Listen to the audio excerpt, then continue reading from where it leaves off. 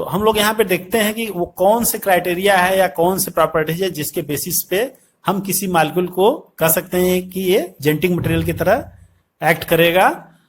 तो इसके लिए सबसे पहला है कि उनमें एबल टू जनरेट रेप्लिका या रेप्लिकेशन, अपने जैसा ही दूसरा मालिक्यूल बनाने की उनके अंदर कैपेसिटी होनी चाहिए। इसी को हम लोग बोलते हैं रेप्लिकेशन या डुप्लीकेशन।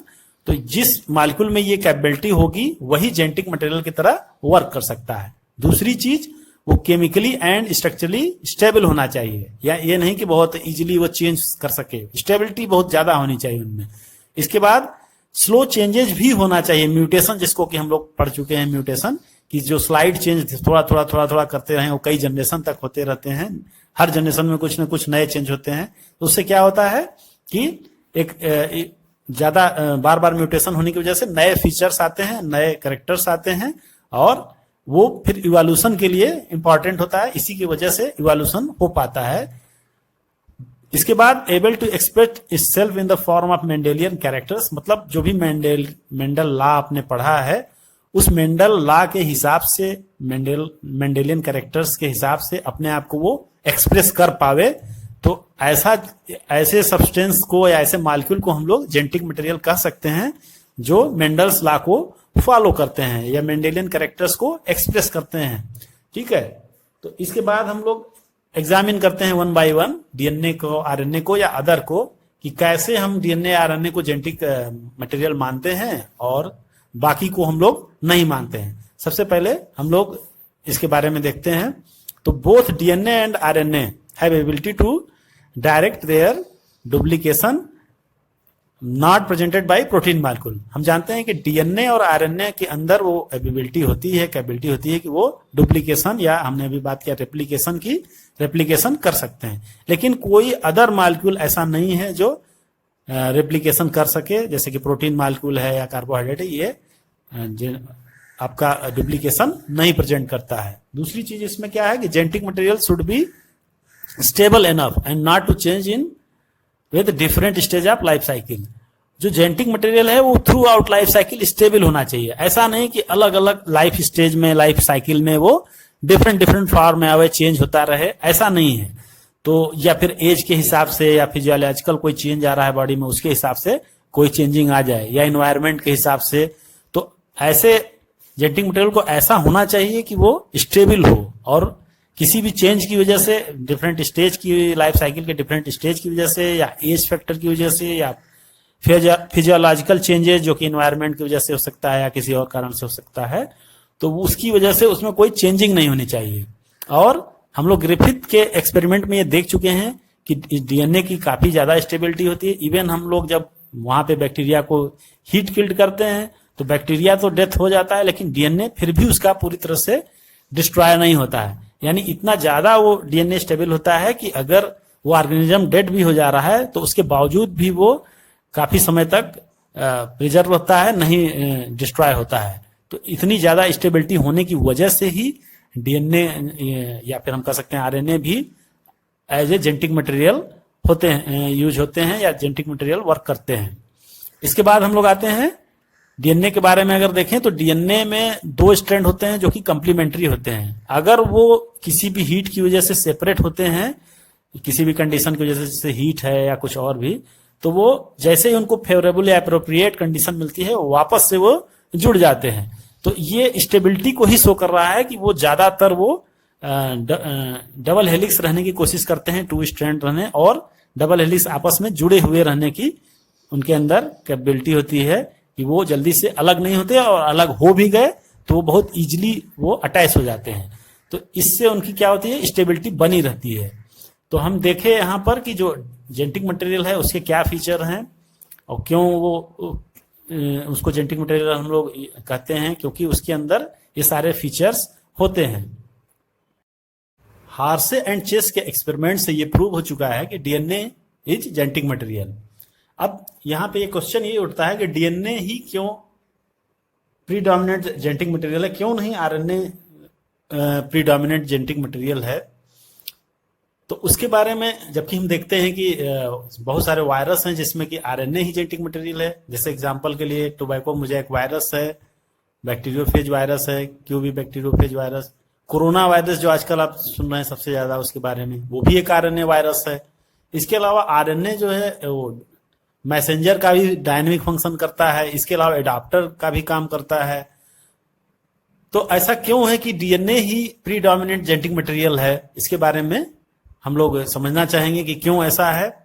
तो इसमें जो सबसे बड़ी बात है वो ये है कि डीएनए और आरएनए के स्ट्रक्चर डिफरेंट होते हैं, और स्ट्रक्चर में जो ये डिफरेंस है यही इसको डीएनए को मोर स्टेबल बनाता है। जैसा कि आप जानते हैं कि जो डीएनए होता है उसमें डीऑक्सीराइबोज शुगर होती है, जबकि आरएनए में राइबोज शुगर होती है। ये आप देख रहे हैं यहाँ पे राइबोज शुगर का स्ट्रक्चर है।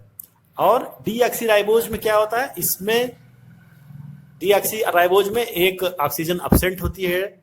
यहाँ पे जो ऑक्सीजन आप देख रहे हैं ये इसमें डीऑक्सीराइबोज में अब्सेंट होती है।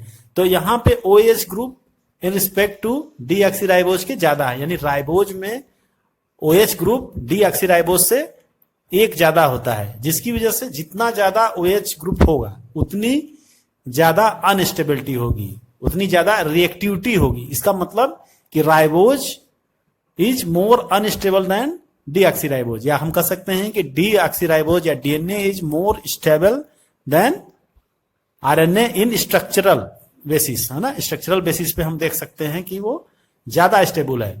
इसके अलावा क्यों डीएनए को माना जाता है जेनेटिक मटेरियल के लिए ज्यादा बेहतर माना जाता है, इसके बारे में हम आगे डिस्कस करेंगे।